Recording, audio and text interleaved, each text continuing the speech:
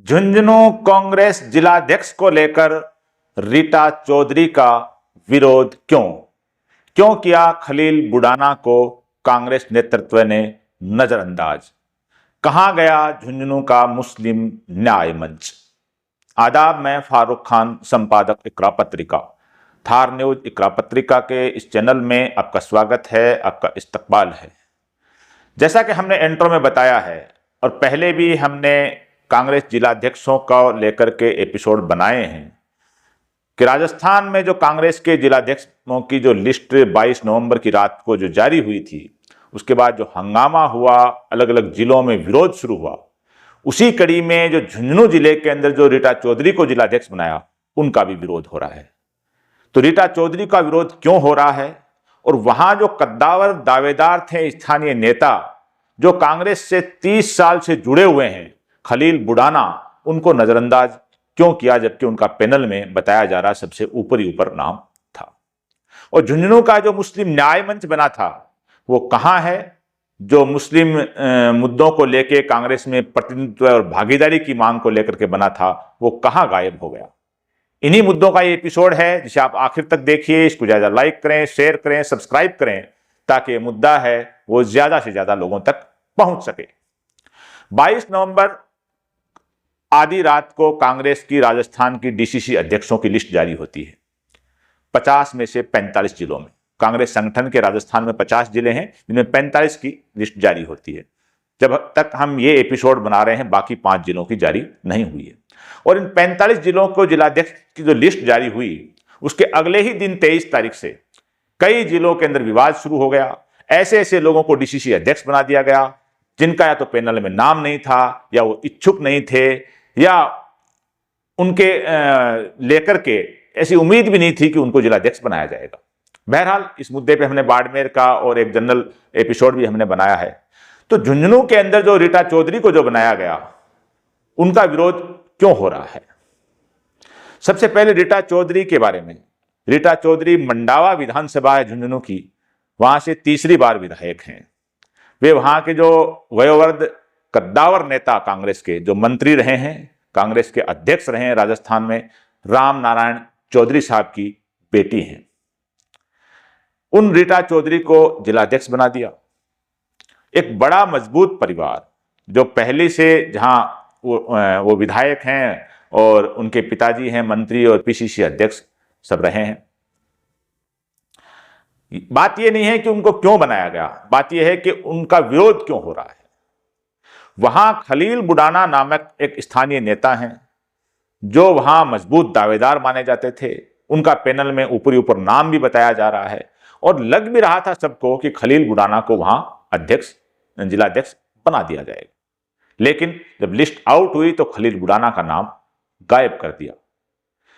तो जो खलील बुडाना के समर्थक हैं, वे भी रीटा चौधरी का विरोध कर रहे हैं, और जो रीटा चौधरी के विरोधी हैं, वे भी रीटा का विरोध कर रहे हैं। कुछ बड़े नेता हैं, वो पर्दे के पीछे से विरोध कर रहे हैं। कुछ लोग सोशल मीडिया पे खुलेआम विरोध कर रहे हैं। तो इन सब के बीच में जो रीटा चौधरी हैं, उनका एक करीब 8-10 दिन का हो गया लिस्ट जारी हुए। अभी तक, जब तक ये हम एपिसोड बना रहे हैं, अभी तक रीटा चौधरी का झुंझुनू जिले में कोई बड़ा स्वागत समारोह नहीं हुआ है डीसीसी अध्यक्ष बनाने को लेकर के। उनका जाट बोर्डिंग में जरूर नेता कार्यकर्ता अलग अलग गए, जो उनका माल्यार्पण वगैरह, बुका वगैरह देके उनका मान सम्मान स्वागत किया, बधाई दी उनको। लेकिन बड़ा प्रोग्राम कहीं ऐसा नहीं हुआ जिसमें रीटा चौधरी को जिलाध्यक्ष की नियुक्ति के ऊपर उनका कोई बड़ा स्वागत समारोह हो। इसका मतलब सीधा सीधा यह है कि स्थानीय कांग्रेस के नेता हैं, बड़े नेता हैं, जो विधायक हैं, सांसद हैं, विधायक रहे हैं, प्रधान हैं, ये लोग नाराज हैं। अगर ये नाराज नहीं होते तो कोई न कोई कार्यक्रम अभी तक होता। अन्य जिलों में जहां हुए हैं, बड़ी बड़ी रैलियां भी निकली हैं, स्वागत समारोह भी हुए हैं, अभी हो भी रहे हैं। अब रीटा चौधरी ने 2013 का जो चुनाव था, वो कांग्रेस से बागी होकर के लड़ा था। तब राजस्थान में कांग्रेस के जो प्रदेश अध्यक्ष थे, डॉक्टर चंद्रभान थे। डॉक्टर चंद्रभान मंडावा से जनता दल के सिंबल पर पहले विधायक रह चुके हैं। 2013 में डॉक्टर चंद्रभान ने कांग्रेस के सिंबल पर मंडावा से चुनाव लड़ा। और रीटा चौधरी ने का टिकट कट गया था, तो रीटा चौधरी ने बागी होकर के निर्दलीय चुनाव लड़ा मंडावा से। और तब 2013 के चुनाव में कांग्रेस के प्रदेश अध्यक्ष डॉक्टर चंद्रभान की जमानत जब्त हो गई थी, और इस जमानत जब्त होने में मुख्य रोल किसी का माना जाता है तो वो रीटा चौधरी का माना जाता है। बहुत बड़ी हार हुई थी कांग्रेस की कि पीसीसी अध्यक्ष हैं, उनकी भी जमानत जब्त हो गई। उसके बाद रीटा चौधरी कांग्रेस में आ गई, फिर विधायक बन गई। तो ये तो हर जगह होता है, पार्टी में कोई बाहर चला जाता है, बागी होता है, फिर वापस आ जाता है। तो रीटा चौधरी को बनाने के पीछे वहां जो कद्दावर परिवार हैं झुंझुनू की राजनीति के अंदर, ओला परिवार जो शीशराम जी ओला का परिवार है, और रीटा चौधरी रामनारायण जी की पुत्री हैं, रामनारायण जी का परिवार, और जो सूरजगढ़ के विधायक हैं श्रवण कुमार चौधरी, उनका तो ये जो अलग अलग परिवार हैं कांग्रेस में, और यहां जो राजकुमार शर्मा नवलगढ़ से, तो इन लोगों के बीच में सबके अगर है तो ज्यादातर लोग हैं वो रीटा चौधरी के फेवर में नहीं है आज की तारीख में। ऐसा झुंझुनू के धरातल पर जो सियासी चर्चाएं चलती हैं सियासी गलियारों में, उसमें ये कहा जा रहा है कि रीटा चौधरी के फेवर में जो बड़े स्थानीय नेता नहीं है। यही कारण है कि कोई बड़ा सम्मान समारोह, स्वागत समारोह आयोजित अभी तक नहीं हुआ है, क्योंकि जो ही अगर बड़ा स्वागत समारोह आयोजित हो और ये बड़े नेता, जिसमें सांसद ब्रजेंद्र ओला जो कांग्रेस के सांसद हैं झुंझुनू में, वे और दूसरे लोग अगर नहीं आए तो जाहिर सी बात है फिर पार्टी की बद पिटती है कि हमने किसको डीसीसी अध्यक्ष बनाया जहां कांग्रेस का सांसद भी नहीं पहुंचा। तो इन चीजों को लेकर के जो विरोध हो रहा है, उसके अंदर जो खलील बुडाना है उनको नजरअंदाज क्यों किया गया?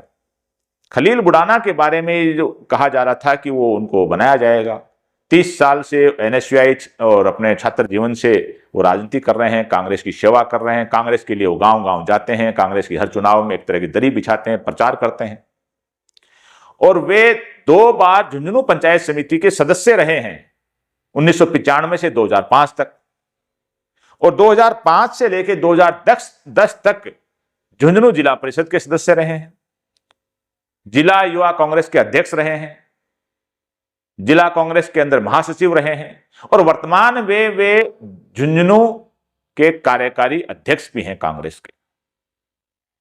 और लग रहा था मुस्लिम समुदाय से हैं, और उनके दादा जो 1961 में सरपंच रहे थे जब पंचायती राज चुनाव स्थापित हुए थे, घोषणा हुई थी, यानी शुरुआत के अंदर सरपंच रहे हैं कांग्रेस के अंदर उनके दादा बुडाना ग्राम पंचायत से।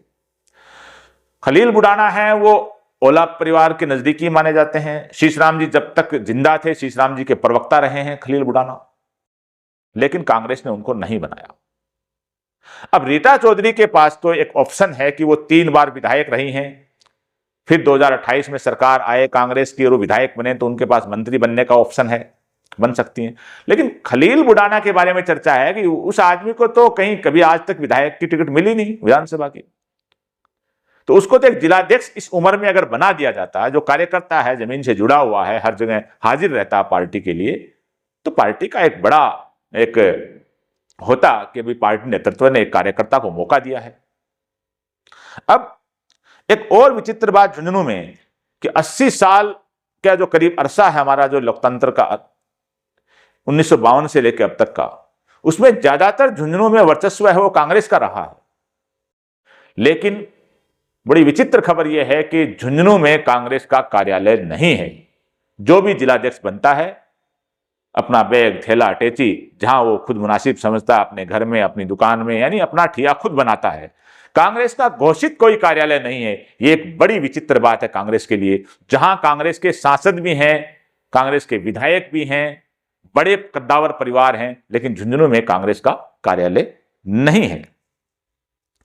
अब जो पंचायती राज और नगर निकाय चुनाव आ रहे हैं, आगे कुछ महीनों बाद होने वाले हैं, तो उनमें नुकसान होना की जो चर्चा है, नुकसान होने की, वो अभी से सियासी गलियारों में झुंझुनू में शुरू हो गई है कि रीटा चौधरी को एक गलत तरीके से बना दिया, खलील बुडाना को बनाना चाहिए था।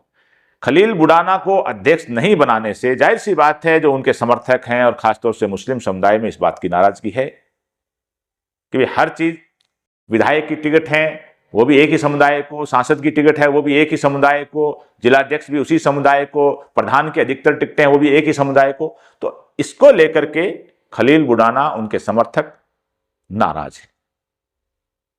अब जो पंचायती राज और नगर निकाय के चुनाव आने वाले हैं 5-7 महीने के अंदर अंदर, तो उसमें जो इस नाराजगी का, जाहिर सी बात है कि चर्चा जो धरातल पे ये है कि इसकी नाराजगी का नुकसान कांग्रेस को होना तय है पंचायत समितियों में और जिला परिषद में और नगर पालिकाओं में। अब वहां एक और बात कि साल भर पहले झुंझुनू में उपचुनाव हुआ था और उस उपचुनाव से घोषणा से कुछ महीने पहले एक मुस्लिम न्याय मंच बनाया गया था और उस मुस्लिम न्याय मंच ने 4-5 छोटे बड़े प्रोग्राम भी किए। जो वार रूम है जयपुर में कांग्रेस का, उसके सामने धरना प्रदर्शन भी किया था एमडी चौबदार के नेतृत्व में, और वहां बड़ी बेबाकी से मुस्लिम को टिकट देने की मांग की थी। MD Chaubdar, retired IAS Ashfaq Hussain और कुछ दूसरे लोग इसमें प्रत्यक्ष और अप्रत्यक्ष तौर पर शामिल थे। बहरहाल टिकट नहीं दिया गया। शीशराम जी ओला के पुत्र और ब्रजेंद्र ओला जो सांसद हैं, शीशराम जी ओला के पुत्र और ब्रजेंद्र ओला जो सांसद हैं, उनके पुत्र अमित ओला को टिकट दे दिया कांग्रेस ने। और ये सारी लॉबी एक तरह से उनके खिलाफ हो गई। कौन सी लॉबी? जिसने मुस्लिम न्याय मंच बनाया था और अमित ओला को चुनाव हरा दिया, कांग्रेस को चुनाव हरा दिया। और ये लोग मांग ये कर रहे थे उस टाइम कि मुसलमानों को टिकट मिलनी चाहिए, किसी को भी मिले, झुंझुनू में मुसलमानों का हक बनता है, हम हमारी जो हिस्सेदारी मांग रहे हैं, कोई भीख नहीं मांग रहे हैं, फलां ढिमका नारेबाजी सारी की थी। अब वो मुस्लिम न्याय मंच कहां है, ये सवाल भी झुंझुनू के धरातल पर जो सियासी गलियारों में उठ रहे हैं। अब वो क्यों नहीं कह रहे हैं बात कि झुंझुनू में जिलाध्यक्ष से क्यों नहीं बनाया खलील बुडाना को? कहां है वो न्याय मंच, कहां है उसके पदाधिकारी? शायद इसलिए कि एमडी चौबदार को कुछ महीने पहले कांग्रेस ने अपने जो प्रदेश अल्पसंख्यक विभाग है उसका चेयरमैन बना दिया, तो उनको ये पद मिलते ही वो न्याय मंच भी एक तरह से खत्म हो गया। खत्म नहीं हुआ हो तो उसकी वो हैसियत नहीं रही कि वो कांग्रेस का विरोध कर पाए। तो क्या उस मुस्लिम न्याय मंच का यही मकसद था कि कोई छोटा मोटा पद माइनॉरिटी सेल का मिल जाए और हम चुप हो जाएं? अगर वो न्याय मंच वाकई मुस्लिम प्रतिनिधित्व की मांग कर रहा था, कांग्रेस के अंदर, सत्ता और सियासत के अंदर, संगठन के अंदर मुसलमानों की भागीदारी की मांग कर रहा था, टिकटों की मांग कर रहा था, अगर उसका यही उद्देश्य था तो उस मुस्लिम न्याय मंच को अब बोलना चाहिए था कि भाई खलील बुडाना को अध्यक्ष बनाना चाहिए था डीसीसी का, क्यों नहीं बनाया? बहरहाल इस मुद्दे पे हम और भी एपिसोड बनाएंगे। झुंझुनू डीसीसी को लेके, झुंझुनू में जो चुनाव डीसीसी की नियुक्ति हुई उससे क्या क्या प्रभाव रहेगा आगे के लिए विधानसभा और लोकसभा में, ये सारे एपिसोड हम और भी बनाने की कोशिश करेंगे। हमारा ये आज का एपिसोड आपको कैसा लगा? आप इससे कहां तक सहमत हैं, असहमत हैं, अपने विचार हैं और कमेंट बॉक्स में व्यक्त कीजिए, ताकि हम ऐसा और एपिसोड झुंझुनू के संदर्भ का बनाएं तो उसमें आपके विचारों को शामिल कर सकें। आज के इस एपिसोड में बस इतना ही। जय हिंद, जय भारत।